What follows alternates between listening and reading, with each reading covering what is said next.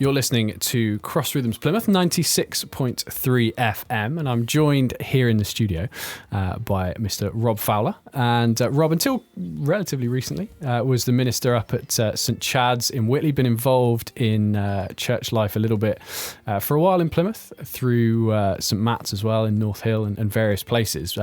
And this is Life Story, so this is the opportunity for Rob to tell us a bit about his life, about where he's kind of been, where he's come from, and how and why faith got involved in his life and why it's so important to him. So Rob, welcome. Thank you. Thanks Lovely to be here. Yeah, it's great to have you here. And we talked a bit off air. There's various different kind of areas of your life that we can cover. But do you want to kind of start from the very beginning without sounding like Sound of Music?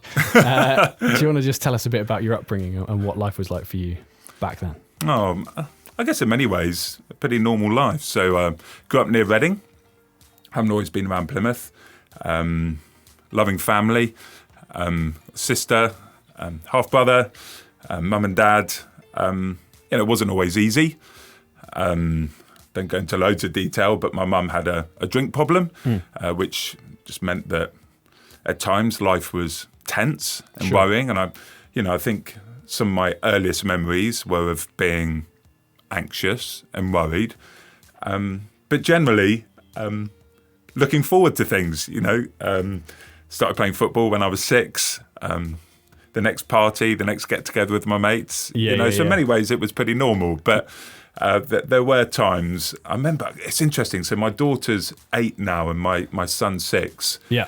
And something happens around that age. I don't know if it happens to everyone, but they started asking me questions like, what was it? How long do you live for? And what after that? And, big questions of life. And I remember, I think I was about 6 or 7, lying in bed one night and just thinking, wow, like suddenly the world, and I think the idea of infinity, I wouldn't have called it that, came into my mind. How long does this all go on for? Even at quite a young age, I don't know if you would call it, I don't know what you would call it, anxiety or whatever, but it always happened at night. I get into my bed and all the things that I'd done, all the things I was looking forward to, all the football was played and everything, and then my head would just wake up. And I'd just start playing things over and over in my mind. But apart from that, I was a pretty normal kid. Well, super identifiable. I think, as you say, most people go through that to one degree or another. But so obviously, as you say, kind of normal in a lot of ways, the challenge with your mum having issues with alcohol, and she's got her own story for that, as anyone does. But what was it like for you then, kind of in school and stuff? Did that anxiety play into school and how you were there, or what was that like? I mean, there's different kinds of anxiety, aren't there? So I guess one of my anxieties was, I look back now, was not being noticed. I think it's not uncommon for people to be a bit of a class clown. I was the class clown in many respects. Sure. I think when I was at primary school, I could sort of keep up appearances. I was good at sport, as I said. I was pretty good at my studies and stuff, and I could make people laugh. So primary school, in many ways, was a good time. Big fish in a little pond. I think that was really summed up a lot of my primary education. Definitely got tougher when I went up to secondary school. Suddenly, a much bigger pond. And there I found it hard. Who am I? Where do I fit with these different people? What do I do about those people over there who don't like me or don't know me? And then things started getting a bit more complicated. And I guess as well, isn't it, that, at that time of life with the transition from primary to secondary school, suddenly like education feels more consequential. The whole thing feels a bit bigger, doesn't it? And did that play into it as well at all, in terms of like, friends starting to make decisions maybe about what GCSEs they take, what A-levels and all those kinds of things? Was that a kind of something that played into I was brought up, so a military family. And, my dad's motto was, if something's worth doing, it's worth doing well. So there was pressure, I guess. I was brought up in an environment where, you expected to do well, you expected to study. I never did, when I went into my room and pretended. I started, this confession time now, but I started forging my homework diary from about the age of 12. So I was a massive blagger from even a young age. So that pressure was there in the background. The school expected us to do well. I mean, it was a mixed school. It was a large comprehensive, but I was in the top set for things, and therefore that came with expectations. And my biggest fear growing up, if I'm honest, talking about anxiety, was parents' evening, because I'd spend most of my time blagging to my parents that everything was going well, and my teacher liked me. And then, twice a year they would find out the truth. Mrs. Inman, the maths teacher, would sort of start off by going, Robert, where do I start? And then out would come all this stuff that would be news to my parents. They'd sat down expecting this glowing report, and then I was cut to ribbons by 90% of my teachers. That was a tough time. Yeah, for sure. So we're going to stop for some music now. These interviews always, I feel like we could have way more time to talk, but we're going to stop for some music and talk a bit more about how things progressed for you into like university and next stages of life, and what happened next. We'll talk more with Rob right after this. You're listening to Life Stories here on Cross Rhythms Plymouth, and I'm joined by Rob Fowler. And in the first section there, Rob, you talked about your childhood that in many ways sounded pretty normal, pretty kind of standard upbringing for lots of people, with the challenge of kind of alcoholism in the family to some extent, and with your mum, and anxiety that came off the back of some of that, but some other stuff that it's just general life, really, that general growing up and challenges of that. But what happened for you as things progressed then from school age onwards? Did you go to university, and if so, what did that look like? Yeah, so that was sort of the expectation where I grew up. I mean, just to rewind a little bit, when I was 12 years old, I discovered alcohol for myself. Okay. So in the background, I was around my mate's house one day, and he had an older brother, and they had some Scrumpy Jack. I had no idea what that meant, and he lived out on a farm actually. And I remember so vividly having a sip of this, and then a lot more, and those fears and anxieties and those inhibitions. That was the other thing. I was a very self-conscious young lad. Sure. Just went. Yeah. As they do for everyone when they have their first drink. But I was so young. Yeah. I don't know if I was 12 or 13, something like that, but no older. Yeah. And I remember sort of dancing around this barn, and I had way too much, had 8 or 10 glasses actually in the end, and almost got alcohol poisoning. I mean, it was actually quite a serious event. Yeah, of course. But I remember thinking, on one hand, I'll never do that again, having spent about a whole day throwing up afterwards. But but thinking I will do that again, because there was something in that. Yeah. That changed the way I felt and enabled me to be the person that in my daydreams, my fantasizing, I wanted to be much more confident, much more outgoing. Yeah. So in the background in school, while doing my studies and doing my sports, I was beginning to discover what alcohol could do for me. Yeah. But it was sort of curtailed by the beady eye of my parents, with my mum had now recovered from alcoholism herself. Great. But she was well aware of what could be happening with me. Of course. My dad had to deal with that in the family. But then when I went off to university, it's like I'm out of their sight, and I totally went off the rails. So I went off to Warwick, which is a good university. To do engineering. I got kicked off that course. To do economics, got kicked up that course. Got kicked out of halls of residence for antisocial behaviour, which is quite difficult to do at university, and ended up in this sort of shared house in Coventry. And then, having been thrown out, I mean, a bit of my story is I'm very good at blagging things. So I blagged my way into another university. This is UCL in London. Right. But in my mind, it was things are going to be different this time. And this was beginning to be a bit of a refrain in my life. It's going to be different this time. And when I applied myself, I could be good at anything, but normally for a few weeks or a few months. And then when it got a bit boring or it wasn't new anymore, I would sort of slide back. Mm-hmm. So I got into UCL, came flying up the blocks, made loads of mates and did well with my course. But within 9 months, I was thrown out of halls, and that started a process which eventually meant that I left university without a degree. So I was 21 years old. 21 years old. Yeah.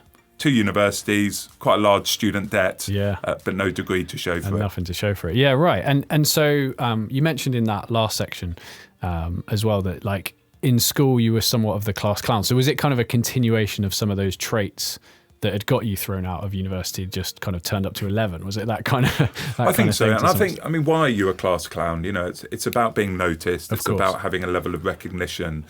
And as I've mentioned, alcohol was beginning to bring out this side of me that I wanted to be. I wanted an air of, I guess the posh word would be notoriety. I wanted to be known.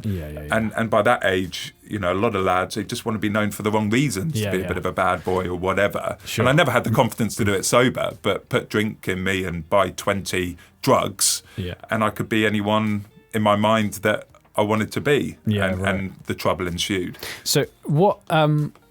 So where were you at then with the drink and drug taking at that stage? So 21, kicked out of 2 universities. Was that like a I was a daily day-to-day? drinker. Yeah, okay. I was a day drinker by that point. There might have been 2 days in 5 years that I didn't drink. And that's just how cunning alcoholism can be, because I would latch onto those 2 days and go, yeah, but I can go a day without drink. Yeah. You know, objectively, that's 2 days out of 5 years. But that was just the justification to keep doing what I wanted to do. And not just what I wanted to do, but I think what I needed to do. Because by that point, I'd become so dependent on drink and drugs to deal with the anxieties, and the panic attacks had started by this stage as well. Okay. And did you, we'll touch on this in the next section really to a larger extent, but were you feeling at that stage, okay, this is a problem, or were you just thinking, nah, this is just life and I'm going to ride with it? I just lived day to day. Yeah. I woke up, I had a hangover, the anxiety would start, so I drank. You know, part of it is because I wanted to party, part of it is because I didn't know how to do life on life's terms. Yeah, there you go. Well, that's a really fascinating point to leave this section of the interview. Stay with us. We'll come back with Rob and speak more after this. You're listening to Cross Rhythms Plymouth 96.3 FM. You might be watching, to be fair. We're filming this as well. So if you are listening on the radio, check out us on Facebook and Twitter and on YouTube at CR Plymouth. We're looking to video as many of these interviews as we can these days, which just adds a whole nother dimension. And Rob's very kindly up for that as well. I'm speaking with Rob Fowler on Life Stories today. And Rob, you've kind of got to the point so far in the interview where you've been kicked out of 2 universities, quite prestigious universities at that, managing what would be classed as an alcohol problem, although at the time you probably didn't see it that way, and just a dependency on that for life. You said just before that you struggled to do life on life's terms, which I think is a very interesting phrase. So tell us more about that stage, and then what carried on from there. How did life progress for you? Well, I mentioned last time, if there was one refrain in my head, it was always, it's going to be different this time. The other one that went on in my head was, I will be happy when. So there weren't many prospects. I'm being kicked out of university, but I stumbled across a job in sales and telesales, and it's commission only pretty much, you know, small basic salary, but started making money. And when I started making money, I started setting goals for myself. And again, it was, well, perhaps I'll be happy when, and it was a new car. You know, I remember buying a Focus ST when I was 21, actually progressed from there, got a Lotus at 24 and a Porsche at 25. But there was this sense that I will be happy once I've got these things. Sure. I got a flat when I was 24 in a nice area near where I grew up. And I then set up on my own. So having been given this opportunity with the sales business, I remember watching a decade of Premier League greatest goals. That dates me a bit. Drinking port with my mate at 4:00 in the morning and deciding, come on, let's just do this for ourselves. We're making money for other people. So I started a business in my bedroom with my mate, and it grew and it grew. And we set goals. And alongside those goals, again, I'll be happy once we hit them.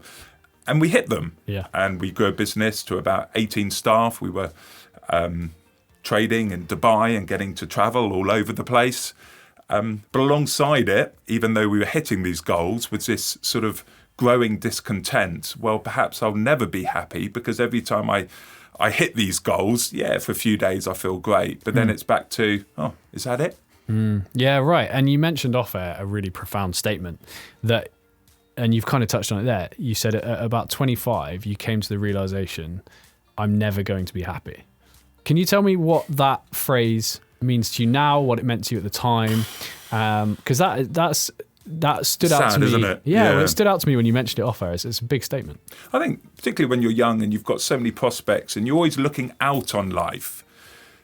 But to come to that realization by 24, 25, perhaps I'll never be happy, was something that came into my mind. And that's when I really sunk into depression alongside the anxiety and the panic attacks. And it really culminated in a trip. I remember thinking, I need to get away, clear my head. And I'd always connected with nature. My half-brother had a lovely croft on the Isle of Skye. And the plan was to go up into the mountains, do some fishing. And I'd get that, so that I'm connected, I'm content feeling. I wasn't looking for God. That wasn't what it was about. So we planned this trip, and I remember getting on the train at Euston Station, trying to get away from the madness, the drink and the drugs. Had a bit of time on my hands and stupidly ended up ordering a load of gear from a mate who lived in London and doing a load of drugs on the train. And 2 days later, waking up in Scotland thinking, this isn't why I came here. Yeah. But at that moment, I was in this house and he'd gone out fishing, and I walked down to this salmon river with the backdrop of these mountains, golden eagles, Highland cows. If anyone is ever going to be happy, it's here. Well, that's the idyllic Hollywood vista, isn't it? Right there. And this Highland cow walked up towards me, and I can vividly remember this moment. And this cow almost looked at me, and I looked at this cow, and you know, with this backdrop and looking at this beautiful beast's eyes, I should have been able to stir something in my soul, my spirit, to be like, actually, the world's okay. But all I could find within myself to say was, what are you looking at? And it was then, at that moment, swearing at this cow, that I realised, perhaps I'm never going to be happy. Yeah, wow. What a statement, and what a place to leave this, because we're in an interesting time in society. I mean, it's probably been the case for a very long time, but happiness seems like the ultimate goal for most people. It seems like the pinnacle, and if you can't find that, and ultimately people are looking for it through circumstances. You had most circumstances in your favor, really. You had a lot of money, you had the freedom to do stuff, you were young, you had a lot of circumstantial reasons to be happy, but that didn't satisfy. We're going to stop for some music and talk more with Rob about what did, because you're much happier now and you got a smile on your face. So we're going to talk more about that and about Rob's life right after this. You're listening to Cross Rhythms Plymouth 96.3 FM, and we're midway through a really fascinating conversation here on Life Stories with Rob Fowler, who some of you might know through his work previously in St Chad's Church in Whitleigh, easy for me to say, and St Matt's on North Hill as well, going back a little bit of time. But so far, Rob, you've shared very honestly about your journey from early years upbringing to falling out of university, being kind of unsuccessful in that sense, getting kind of addicted, I suppose, to drink and using drugs, and that as a regular thing, to just, as you phrased it, to sort of be the person you wanted to be without the inhibitions. Having then a lot of success in business, a lot of money, circumstantially, as I put it at the last section, it would suggest you should be incredibly happy. You've got everything that the world prizes, or at least that's how it sounds to me. You've described that you didn't feel that way, but was that the case? You kind of circumstantially had everything, and did that make it therefore that bit harder? I think it was that, and the more goals I hit, the more depressed I came for that reason. It culminated in a moment, really. This was, I mean, I can remember it, 1st of December 2007. So I was in my rather nice flat, in Henley-on-Thames, lovely place to be. And I'd been up all night drinking and doing drugs as usual. And it dawned on me that I didn't want to live and I didn't want to die. And all those terrors of that, sort of 6-year-old way back when, worrying about, well, what happens if I do die? And, all these sort of terrors and thoughts came and flooded my mind. And yes, I'd had panic attacks, but this felt much more intense. Yeah, it was a terrifying place. So I was lying on my floor at the time, almost fitting and shaking. And all I remember doing was expressing how I felt. And I shouted out loud. And I still to this day can't remember if it was out loud or in my head loud, but it was loud. And the words were, I can't do this anymore. Yeah. And as those words were expressed, these words came back the other way. Again, not sort of out loud into my ears, but as clear as. Yeah, right. And the words were, it's okay, I'm with you. And as those words came in, they were accompanied with the feeling of peace. You might say contentment, but of being all right, that I'd not experienced since I was 12 years old and first drunk all that Scrumpy Jack. Yeah. But this time it didn't come with The hangover. the hangover and 12 hours of throwing up. Yeah. And it was something that, wouldn't leave. It was Yeah, a person. It was God. I wasn't looking for God, but he was looking for me. Yeah, I love that. And that's where, obviously your story starts to really turn around. And when it's something like that, something so experienced, I interviewed someone, I think, from Lancashire, and he said there's a phrase they have, it's better felt than telt. So like you can describe it and you can explain it, and you've done an incredible job of doing that, but there is something tangible about experiencing God that can only be described so far. But obviously that made all the difference in the world to you. It wasn't just someone saying, oh, like, you know, come along to this event, or here's this story about this person called Jesus. It wasn't someone like trying to kind of persuade you. It was just a moment of God reaching into your desperation when you didn't even know who he was. Is that fair? Yeah, I didn't turn up at a church building. Yeah. I didn't know anything about anything. I was just lying on the floor and these words came in. But reading the Bible now, it does give us some indications as to what it feels like. There's a verse in the Bible that says, don't get drunk on wine, but be filled with the Holy Spirit. So there is Jesus' first miracle was turning water into wine. So there's something about alcohol actually in its goodness, which points towards something much better. Something of the freedom. Something of the freedom, something of the joy, something of the peace, of the feeling. Get home from work, it's been really stressful. Some people pour a wine. Some people pray, different ways. But the point was that this was something more than something. This was undeniably a person, and not only an experience in the sense that I felt better, but something had changed. So I woke up the next day, and for the first time now in I don't know how many years, I didn't want to drink. Wow. And I didn't want to take drugs. Just immediate as that. Wow. It was. I tried things like AA up until that point. It was a big part of my mum's recovery, for example. And it's an amazing organisation with amazing fellowship, but I'd never experienced this power. It also was accompanied, this was very interesting, I lost my love of money. Okay. Money's not a bad thing. We need it, right? I work for a charity now. Money's an important thing, and it's needed around the world. But I lost the need for it. Actually, I went from having a Porsche to a Peugeot. The recession hit in 2008. And you would think that the person with the Porsche would be happier than the person with the Peugeot. Yeah. But having a clapped out Peugeot and having the Lord in your life, I can tell you firsthand, is better than 1,000 Porsches, and trying to do life alone. That's amazing. That's awesome. Again, I wish we had like 2-3 hours to talk. We've only got a couple more sections to go. We're going to continue this conversation with Rob right after this.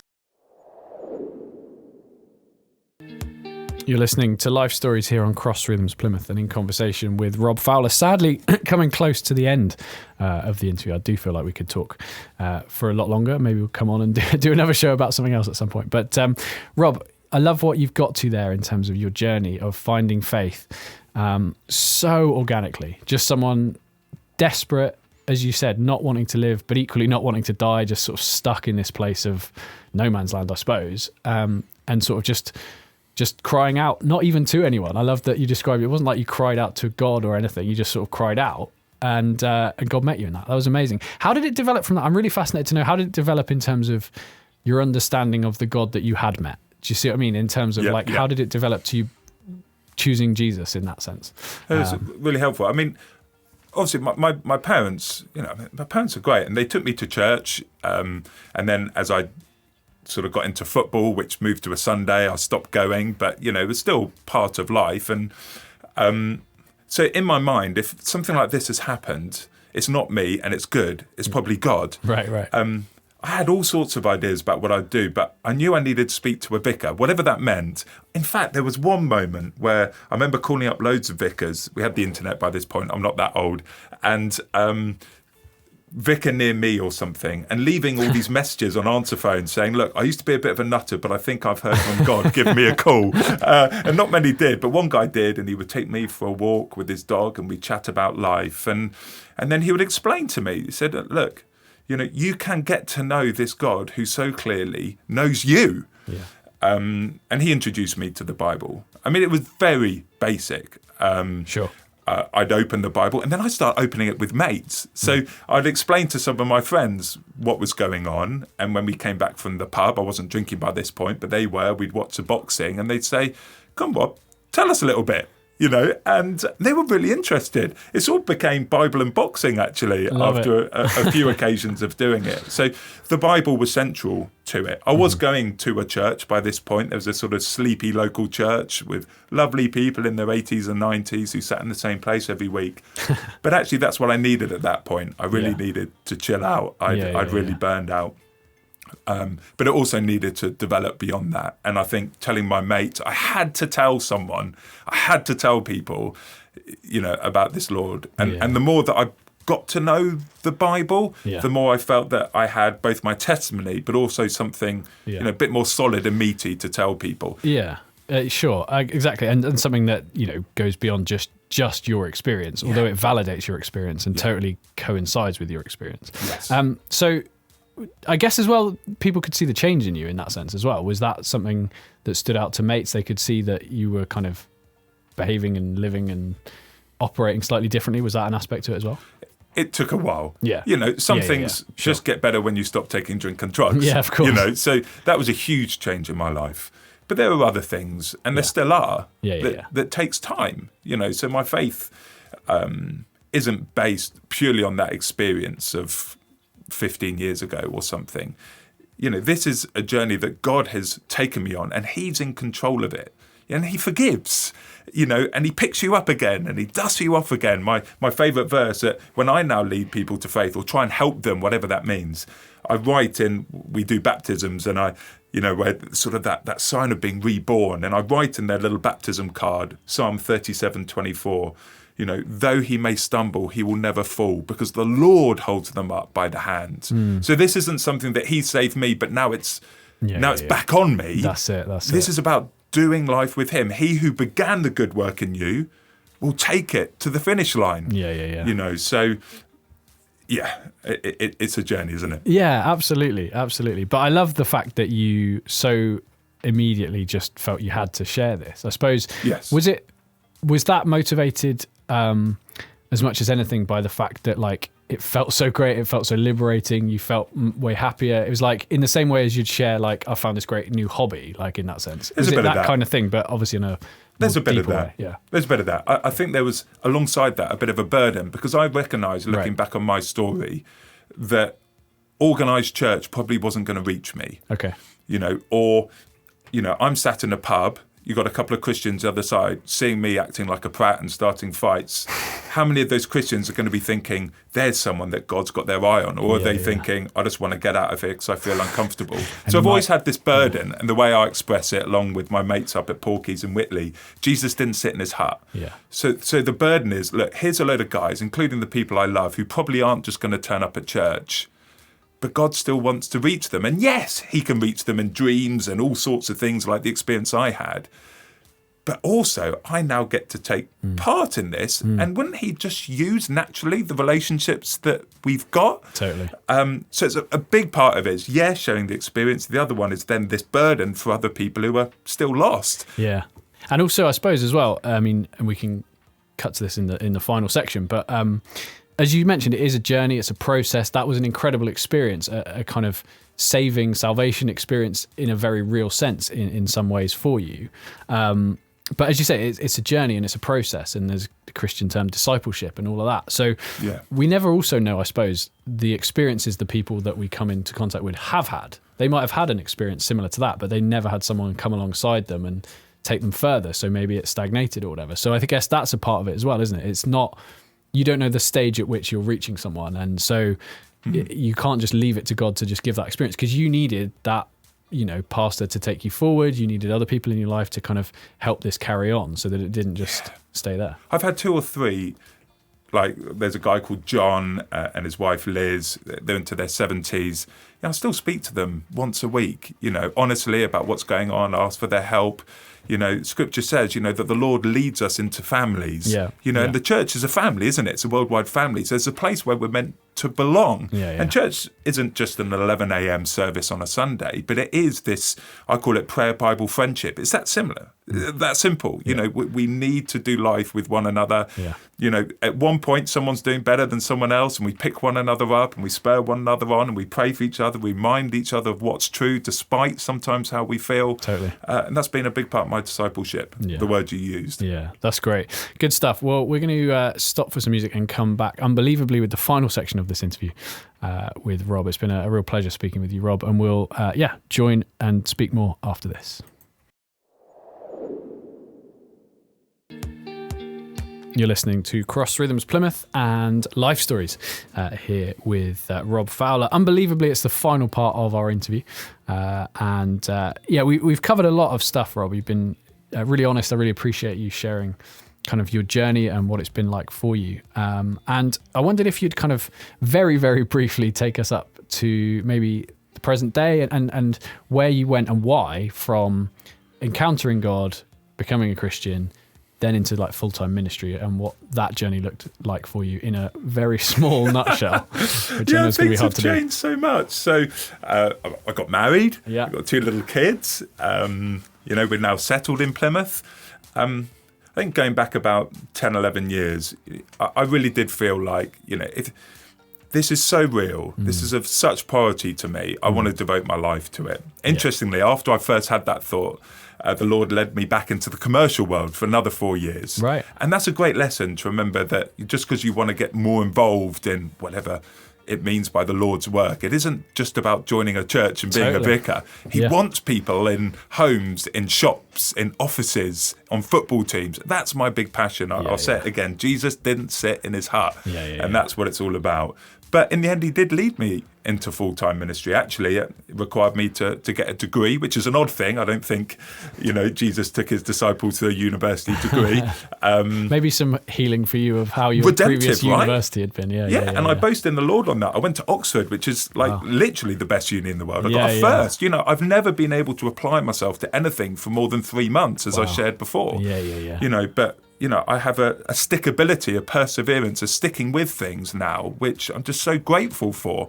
Despite the stuff that goes on in my head, I actually, by God's grace, put one foot in front of another. And that's been a big part of my ministry, really, putting one foot in front of the other, because it's tough. I came down to Plymouth to help a lovely guy called Ollie relaunch a city centre church, which was, focused on students and families. And again, the unreached, the people who wouldn't normally turn up in a building.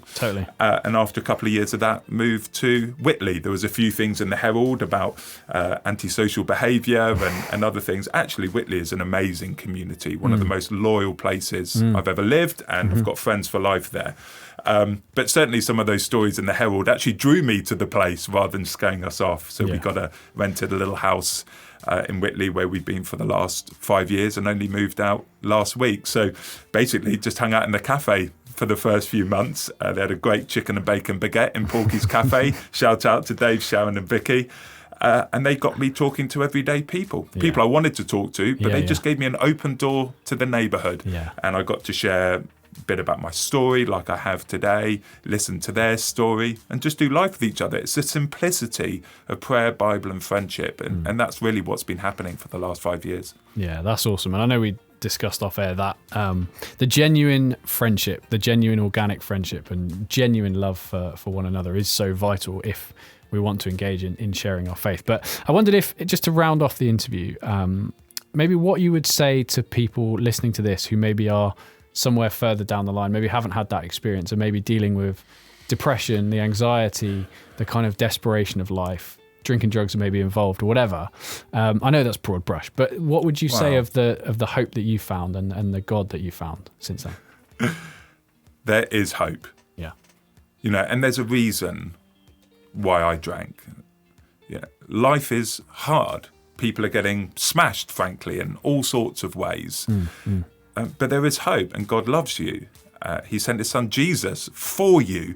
You were made by him. So in one sense, I would say to them, I'm not surprised you're struggling. You were made by God. You were made for a relationship with him. If you rip that out of your life, push it away from your life, it's going to leave a big hole inside. So the first thing I would say is it's normal you feel like that. Second thing I would say is pray. My first prayer, I don't know, might have even had a swear word in it, but it was honest. I got honest to God. As you've said, perhaps I wasn't even speaking to God. I was just crying out. But subsequent to that, I knew that I could just chat honestly at that point, just out into the ether. But as I've discovered, a father. Like, this is what it's about. It's about feeling safe. There's so much fear out there. I feel safe now. Not from the consequences of this world. It's a tough place out there. Yeah. But ultimately safe, eternally safe. And you can know that. You can experience that. You can be sure of that. So I'd say pray. I'd say get a Bible. There are all sorts of ways you can access the Bible nowadays. So it's not about having an excuse. It's about saying, open it. These are words of life. So this is how I went from having just some experience to then sort of grounding it. So when the roller coaster of life and thoughts and mental health and all that happens, I had something that was constant. Promises from God. Yeah. Commands, a way to live. Yeah. I didn't know how to live. They didn't teach us stuff at school. And then the third thing I would say is get some mates around you. Yes, if you want to turn up at a church, but if you could find a couple of people who are walking this journey, get honest with them, hang out, go for a walk, play football, have some common interests. That's a life raft. Yeah, that's so good. And that's the perfect place to leave it, really. We talked off air that, it is just about, as we said, that genuine friendship alongside people. So if you're listening to this, you're in that place that Rob so ably described, and those points seem really valid to your journey and where you need to go now. If you've got a friend who you're like, I think they might have a Christian faith, I think they're a Christian, and maybe just ask them about it. Reach out to them on text. You never know how much they'll be able to help you. And if you don't ask, then you're never going to know. So reach out to those people. I think that's a great place to leave it. Rob, thank you so much. It's been a real pleasure to speak with you. And we're going to leave it there. And wish you all the best. Thank you.